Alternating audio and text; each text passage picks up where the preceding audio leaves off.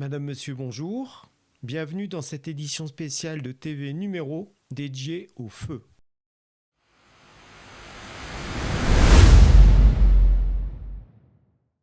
Le 1er juillet, nous avions annoncé que le mois universel 8, vibration du mois de juillet, couplé à l'année 1 et associé à l'été, mettait en valeur la notion de feu, avec des risques d'incendie, des risques d'orages violents, des risques de guerre et de canicule. Malheureusement, ce que nous avons évoqué se manifeste depuis une quinzaine de jours, d'où cette édition spéciale pour faire le point. Commençons par quelques images fortes sur les drames qui se jouent actuellement en France et en Espagne.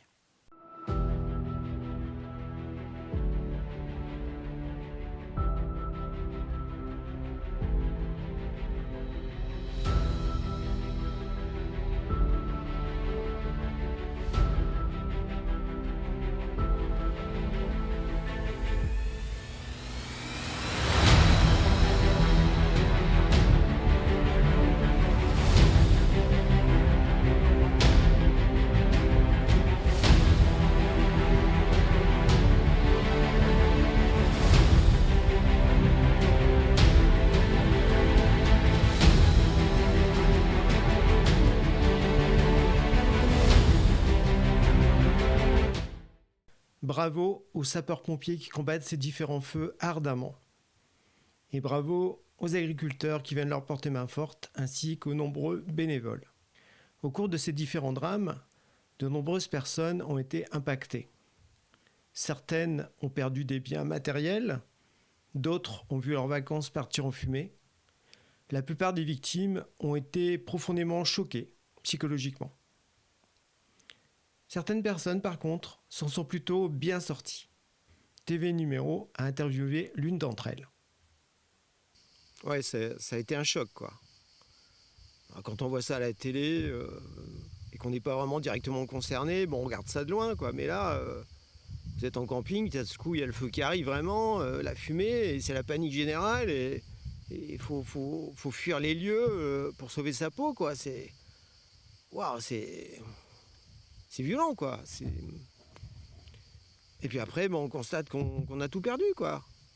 Avec ma femme, Joséphine, on avait acheté un bungalow, ça faisait 15 ans qu'on venait ici, on voulait finir nos vieux os, notre vieillesse tranquillement, notre retraite, sur le bord de mer et tout, avec des amis qu'on connaît depuis quelques années, ça avait l'air sympa, quoi. Et puis là, d'un coup, tout est détruit, quoi.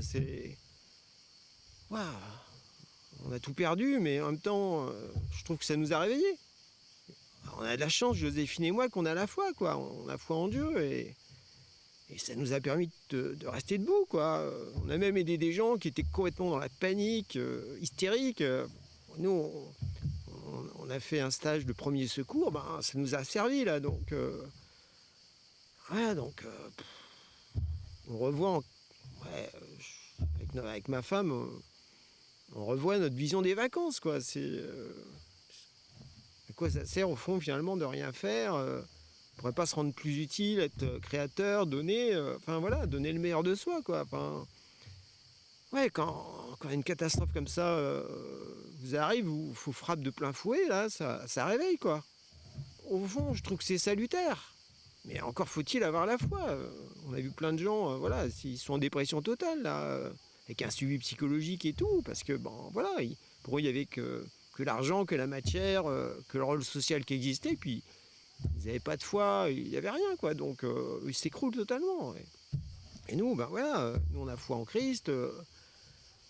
Ça nous a apporté une force intérieure, quoi. On ne s'est pas écroulé, quoi. Et d'un coup, ça nous réveille. Et ça pose la question, mais qu'est-ce que j'ai envie de faire des années qui me restent à vivre, quoi? Est-ce que je pense qu'à moi, qu'à ma petite pomme, ou est-ce que j'ai envie de donner, apporter quelque chose à la communauté, à la société, être créateur, donner le meilleur de moi-même, quoi. Pour le peu de temps qui me reste à vivre. C'était un choc, mais au fond,